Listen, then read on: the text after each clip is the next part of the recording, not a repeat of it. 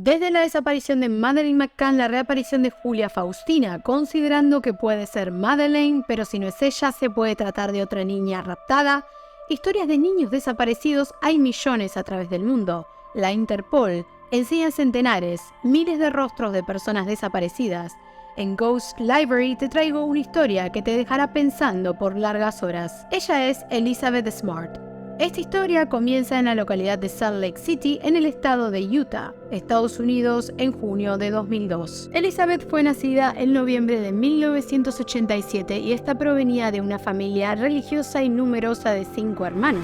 Llevaba una vida tranquila hasta sus 14 años cuando fue secuestrada en su propia casa en su cama mientras dormía. Ella compartía su cuarto con su hermanita Mary, quien fingía estar dormida mientras presenciaba el secuestro de su hermana. Un hombre había entrado a su cuarto y Elizabeth se despertó al sentir presión en su garganta cuando este la amenazaba con un cuchillo. Iba completamente vestido de negro con barba larga.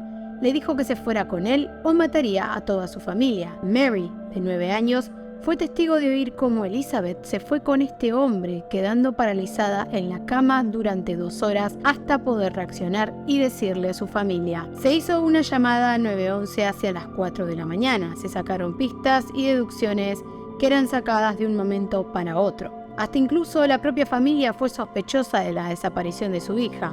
Nadie volvió a saber nada de Elizabeth Smart. Solo ella tendría para contar lo que vivió después. Elizabeth contó que durante la noche caminó con su secuestrador algo así como 5 kilómetros, que atravesó muchos árboles y que tuvo que subir una especie de montaña en la que no veía absolutamente nada. Llegó a una especie de campamento extraño donde vio a una mujer y ella dijo años más tarde que eso la hizo sentirse más tranquila, pero no, todo se puso peor. Esta mujer era nada más que su esposa y juntos estaban por llevar a cabo una ceremonia mormona en donde Elizabeth se casaría con este hombre y ella colaboró en esta ceremonia para que esto sucediera. El raptor decía tener revelaciones religiosas y habló de su misión de casarse con 7 mujeres durante 7 años. Fue cuando en toda esta locura el hombre comenzó a abusar de ella mientras su propia esposa lo animaba. La encadenaron a un árbol, le daban basura de comer, la obligaron a consumir drogas y a emborracharse y ver pornografía todos los días. Su raptor decía que tenía que hacer todo eso porque Dios se lo pedía. El hombre hacía lo que hacía con ella en una carpa a la que llamaba el altar de Emanuel. Ahora bien, ¿quiénes fueron los principales sospechosos? Como bien dije, la familia, sí, porque en este tipo de situaciones lo primero que se hace es investigarlos a ellos, pero ¿quiénes fueron los acusados o los sospechosos externos? Richard Ritchie, de 48 años, un delincuente que había trabajado en la casa de los Smart y que les había robado dinero y artículos de valor. La policía lo hizo el principal sospechoso y fue llevado a la cárcel.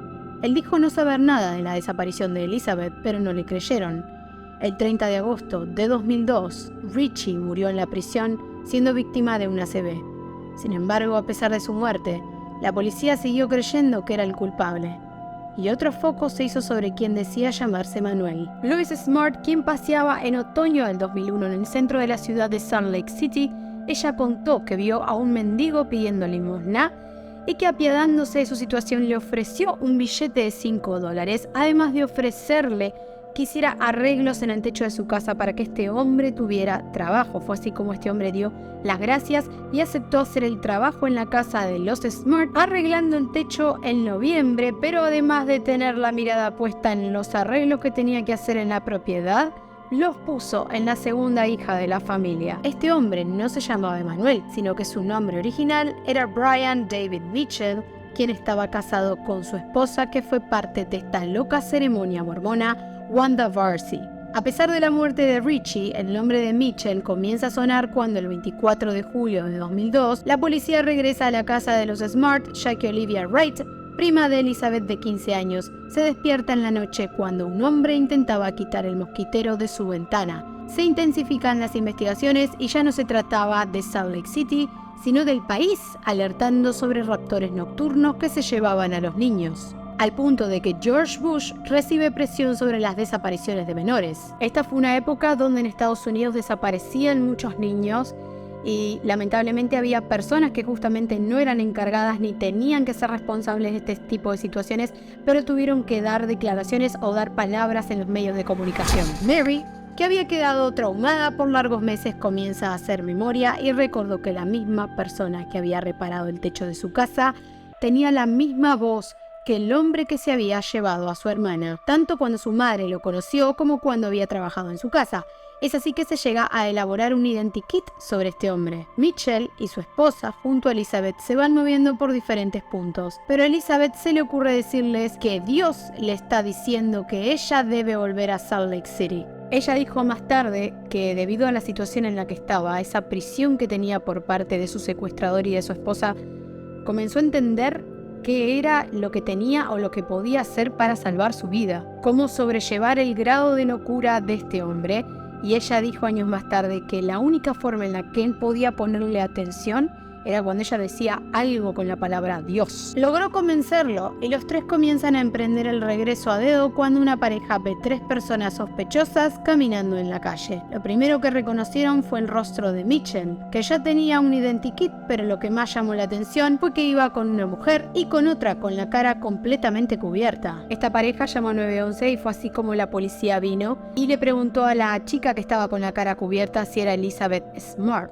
Y a pesar de que ella tenía mucho miedo de lo que su secuestrador podía hacerle, dijo que no le importó nada y que fue valiente y simplemente confesó su identidad. Lo único que le importaba era regresar a casa. Wanda Barcy reconoció ser parte de este secuestro y le dieron 15 años de prisión, mientras que a Mitchell le dieron cadena perpetua. Se le diagnosticó desórdenes de personalidad.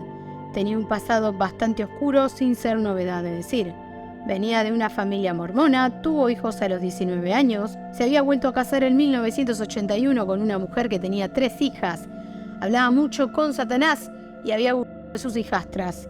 Luego se casó con Barcy y un poco más de su locura. A la actualidad tiene 68 años y la propia Elizabeth le dijo en su cara: «Sé que sabes lo que hiciste, que está mal.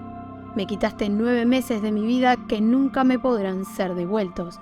Pero en esta vida o en la próxima, tendrás que hacerte responsable por tus acciones. Espero que estés preparado para cuando lleguen esos tiempos». Elizabeth contó dando testimonios más tarde que tuvo oportunidad de escaparse en una librería durante su secuestro mientras un detective la buscaba, pero que estaba tan paralizada por el miedo que no pudo hablarle. También dio palabra cuando se enteró que Wanda salió de la cárcel con 72 años. Creo sinceramente que es una amenaza.